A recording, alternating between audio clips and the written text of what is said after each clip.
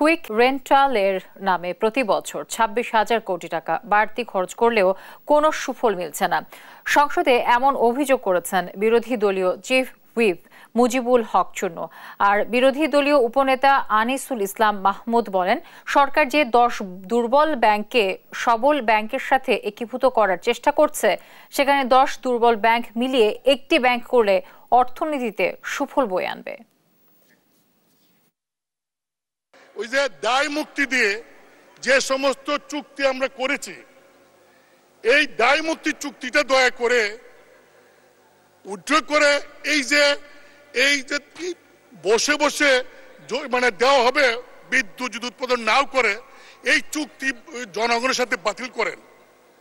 বাতিল করে বিদ্যুৎ দিলে, যেমন আমাদেরকে বিদ্যুৎ দিলে আমরা বিল দেই, ঠিক ওই সমস্ত কোম্পানিকে বিদ্যুৎ দিলে তাহলে বিল দিবেন।